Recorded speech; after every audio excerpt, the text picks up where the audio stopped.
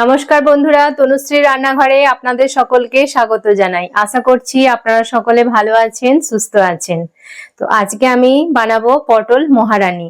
এটা খেতে কিন্তু দুর্দান্ত হয়, আর এটি বানানো কিন্তু খুবই সহজ। খুব অল্প উপকরণ দিয়েই খুব ঝটপট আমি এটা বানিয়ে ফেলবো। বানাতে কিন্তু এটা একদমই বেশি সময় লাগে না, আর কোনো ঝামেলা ছাড়াই খুব তাড়াতাড়ি এটা বানানো হয়ে যায়। আশা করছি আজকের রেসিপিটি আপনাদের খুব ভালো লাগবে। তাহলে চলুন ঝটপট শুরু করে দেওয়া যাক পটল মহারানি রেসিপি। পটল মহারানি বানানোর জন্য আমি 500 গ্রাম পটল নিয়েছি, আর পটলটাকে দেখুন এইভাবে আমি ছিলে নিয়েছি। হালকা খোলাটা আছে, এইভাবেই কিন্তু দেখতেও সুন্দর লাগে, খেতেও ভালো লাগে। তো এইভাবে আমি পটলটাকে কেটে নিয়েছি, আর মাঝখানে এইভাবে দেখুন একটা কাট লাগিয়ে দিয়েছি, যাতে মশলাগুলো সব ভালোভাবে ভেতরে ঢুকতে পারে। তো এবার আমি এটাকে নুন আর হলুদ দিয়ে ম্যারিনেট করে নেব। আমি প্রথমে একটু লবণ দিয়ে দিচ্ছি স্বাদ অনুযায়ী, আর দিয়ে দিচ্ছি 1 চামচ হলুদ। এবার এটাকে আমি ভালো করে পটলের গায়ে মেখে নেব।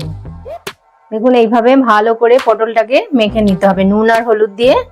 আমি এইভাবে সব পটলগুলো নুন আর হলুদ দিয়ে মেখে নিচ্ছি।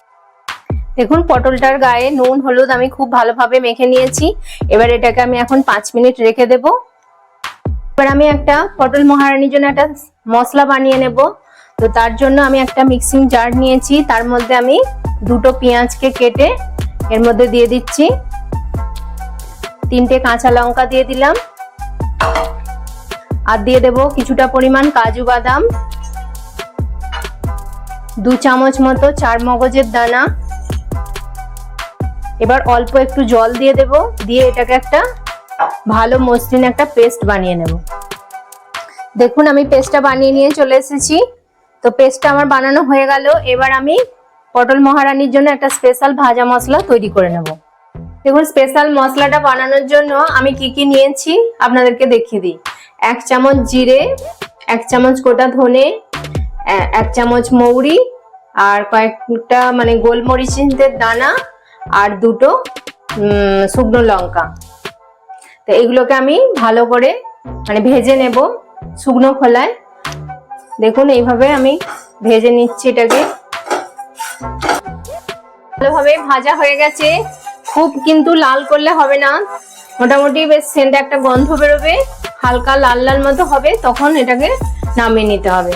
তো আমি এবার এটাকে নামিয়ে নিয়ে একটা প্লেটে ঢেলে নিচ্ছি। এটা ঠান্ডা হয়ে গেলে তারপর আমি এটা গুঁড়ো করে নেব। এর জন্য আমি একটা কড়া বসিয়ে দিয়েছি। এবার কড়ায় আমি বেশ কিছুটা পরিমাণ তেল দিয়ে দিচ্ছি। এবার তেলটা ভালো করে গরম হয়ে গেলে আমি পটলগুলো ভাজবো। আমি এবার পটলগুলো এক এক করে দিয়ে দিচ্ছি। পটলগুলোকে দিয়ে খুব লাল লাল করে ভালো করে কিন্তু ভাজতে হবে। আমি দুটো ব্যাচে ভাজবো, একবারে এইগুলো ধরবে না। কিন্তু খুব সুন্দর একটা কালারে চলে এসছে, আর পটলগুলো আমার ভালোভাবে ভাজা হয়ে গেছে। এবার পটলগুলো আমি এক এক করে তুলে নেব। সব পটলগুলো আমি তুলে নিচ্ছি। এই একইভাবে ভেজে নিচ্ছি।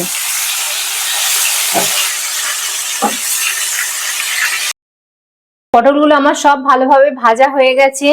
আর পটল ভাজার পর যে তেলটা ছিল কালো হয়ে যায় পটল ভাজার পরে তেল, সেই তেলটাকে আমি চেঞ্জ করে নিয়ে আবার নতুন ফ্রেশ তেল দিয়েছি 4 চামচ মতো। তো তেলটা আমার ভালোভাবে গরম হয়ে গেছে।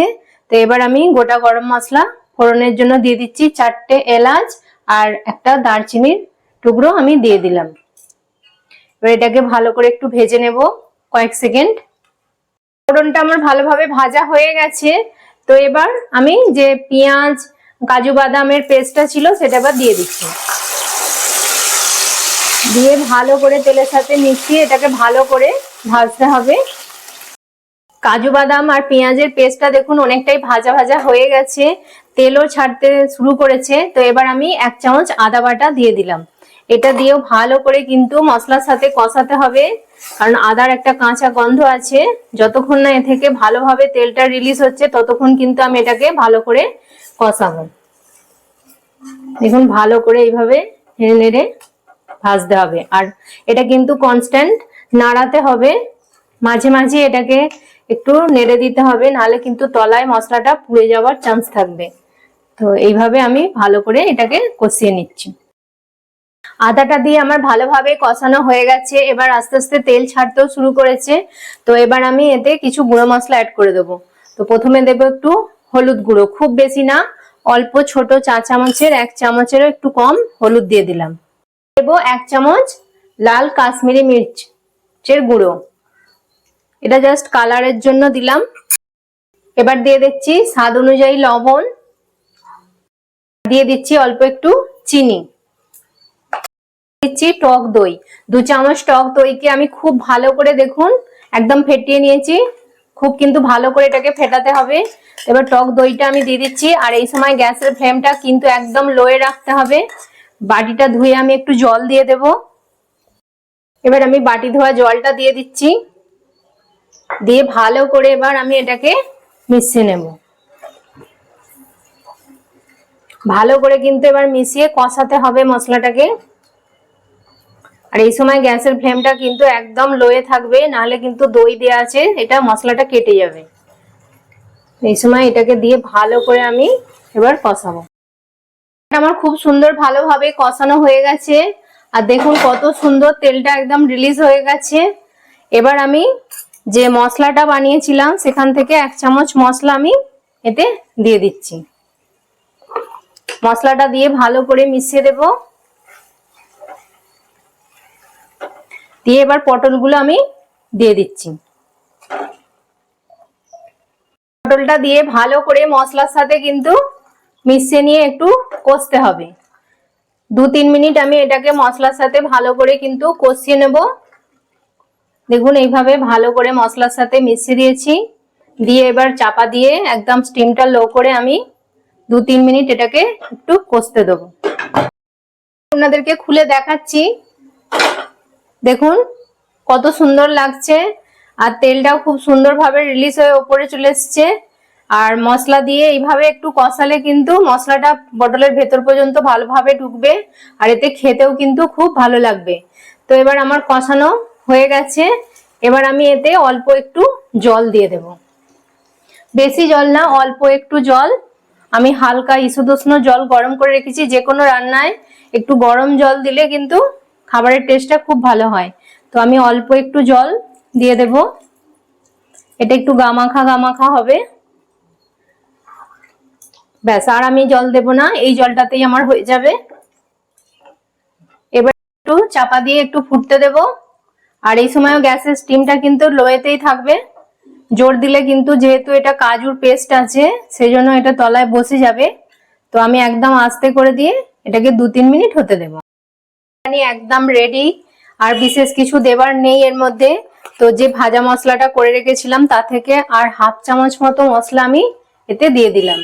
খুব বেশি মশলা দেওয়ার দরকার নেই, তাহলে কিন্তু স্বাদটা বদলে যাবে। প্রয়োজন অনুযায়ী যেটুকু লাগবে সেইটুকুই আমরা দেবো এতে।